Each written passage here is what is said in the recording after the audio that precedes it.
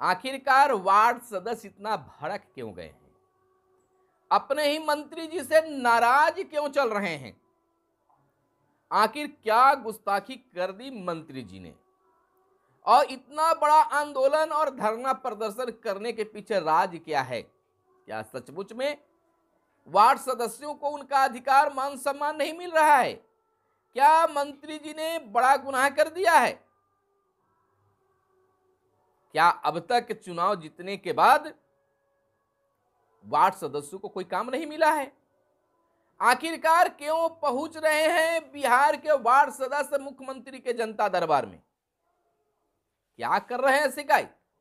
तमाम खबरों से आपको कराएंगे अपडेट। नमस्कार, मैं हूं आपके साथ सुनील बॉबी और आप इस समय देख रहे हैं अपना खास कार्यक्रम गांव की सरकार। कैमरे के पीछे है मिस्टर साहिल। दोस्तों, हम आपको बता दें कि इन दिनों बिहार के सम्मानित वार्ड सदस्य जो हैं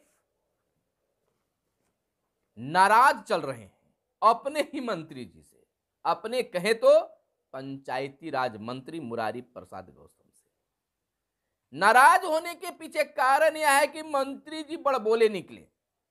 बड़बोले कहे तो उनकी जुबान ही फिसल गई। वार्ड सदस्य को यह इंगित करते दिखे कि वह जाहिल है। बिहार के वार्ड सदस्य जाहिल है। हालांकि उन्होंने इस तरह की बातें खुलकर नहीं बल्कि कहा शिक्षा पर संदेह जताया। मीडिया के द्वारा पूछे गए सवाल में उन्होंने कहा कि वार्ड सदस्य का कितना नॉलेज है या तो हमें बताने और कहने की जरूरत नहीं है। बस इसी बात को लेकर वार्ड सदस्य भड़क गए और आंदोलन पर उतारू हैं। जगह जगह विभिन्न जिलों में, विभिन्न प्रखंडों में मुरारी प्रसाद गौतम की फजीहत कर रहे हैं। अरे फजीहत इतनी कर रहे हैं कि उनका पुतला तक भी जला रहे हैं। और इतना ही नहीं दोस्तों, सरकार से उनकी इस्तीफा की मांग कर रहे हैं। अरे इस्तीफा भी चल जाता, लेकिन अब वार्ड सदस्य जो हैं यह कहने लगे हैं सोशल मीडिया पर कि आप बड़बोले बोल रहे हैं, लेकिन जब हम लोग बड़बोले काम करने लगेंगे तो आप शायद मंत्री नहीं रह पाएंगे। यानी कि उन्होंने कहा कि चुनाव में कांग्रेस को भी बताएंगे, क्योंकि जब जानते हैं कि कांग्रेस कोटे से ही मुरारी प्रसाद गौतम पंचायती राज मंत्री बने। यानी कि इसका असर बिहार की राजनीति पर पड़ने वाला है। कांग्रेस को बिहार में इसका खमियाजा भुगतना पड़ सकता है। विभिन्न जिलों से यह खबर निकलकर सामने आ रही है। दूसरी बात हम बता दें कि एक तरफ जहां मुरारी प्रसाद गौतम से लोग नाराज चल रहे हैं, वहीं आगामी 20 नवंबर को पटना की धरती पर अपनी मांगों को लेकर सभी वार्ड सदस्य एकत्र होने जा रहे हैं। अपने मान सम्मान अधिकार की मांग सरकार से करने जा रहे हैं। आखिर सरकार रबड़ स्टाम्प की तरह क्यों प्रयोग कर रहा है वार्ड सदस्यों को? कोई भी योजनाओं का लाभ उन्हें नहीं मिल पा रहा है। वार्ड में तो काम मुखिया जी करा रहे हैं, लेकिन उसमें वार्ड सदस्य की भूमिका नहीं हो रही है। आखिर ऐसा क्यों? इन तमाम चीजों को लेकर पटना की धरती पर वार्ड सदस्य पहुंचने जा रहे हैं। दूसरी बात हम बता दे रहे हैं कि लगातार कई बार से देखा जा रहा है कि वार्ड सदस्य अपने मान सम्मान और अधिकार को लेकर बिहार के मुख्यमंत्री नीतीश कुमार के जनता दरबार में पहुंच रहे हैं और कह रहे हैं कि आखिरकार हमें क्यों बनाया आपने वार्ड सदस्य, जबकि मेरी कोई भूमिका ही नहीं है। बैठकों के नाम पर केवल रजिस्टर पर साइन कराया जा रहा है, योजनाओं के नाम पर रजिस्टर पर साइन करवाया जा रहा है, धमकियां दी जा रही है, हमारी कोई भूमिका नहीं। बिहार के मुख्यमंत्री अपने ही मुख्यमंत्री जनता दरबार में भड़क गए, कहने लगे कि यह कैसे संभव है, वार्ड में काम हो, वार्ड सदस्य की कोई भूमिका ना हो, इसका मतलब है कि इसमें बहुत गलत काम हो रहा है। बैठे हुए सामने वार्ड सदस्य ने कहा कि महोदय, 7 निश्चय योजना पार्ट 2 धरातल पर कुछ और है, जिसको मुख्यमंत्री ने नजरअंदाज करते दिखे। लेकिन उन्होंने फोन लगाया पंचायती राज विभाग को और कहा, हालांकि उन्होंने एक जगह का नाम बताते हुए, जिला का नाम बताते हुए कहा, हालांकि ये स्थिति पूरे बिहार के वार्ड सदस्य बताते हैं कि वार्ड सदस्यों को अपने पंचायत में कोई भूमिका नहीं है। साइन करने के सिवाय उनको कोई पूछता भी नहीं है।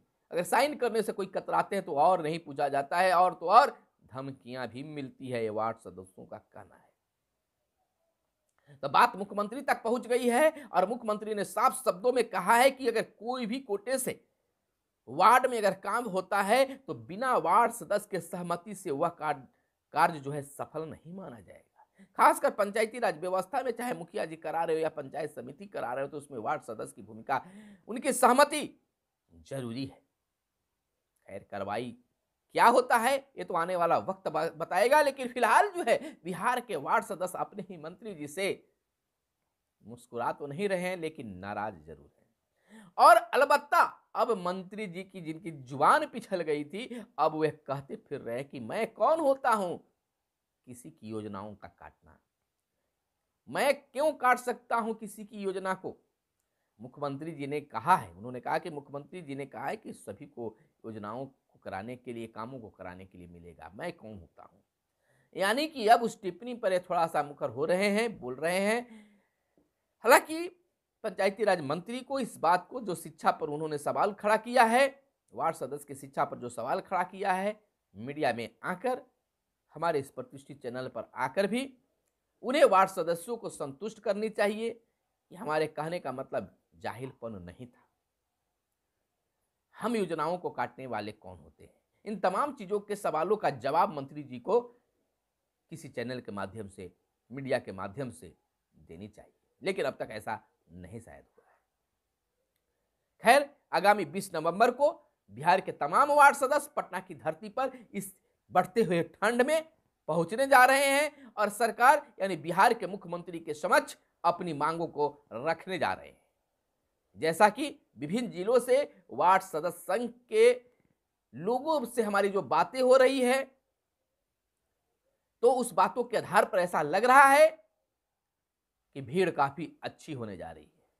दोस्तों, आप भी अपने जिला प्रखंड में कोई कार्यक्रम करवा रहे हैं तो जिस प्रकार से आप मीडिया में लिखित बयान देते हैं और वीडियो देते हैं, तो हमारे लिए भी हमारे व्हाट्सएप नंबर पर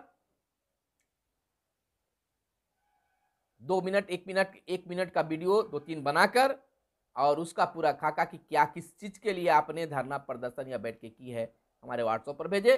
हम उसको खबर बनाकर आपके मान अधिकार को बिहार सरकार तक पहुंचाने का काम करेंगे। निश्चित तौर पर तो आप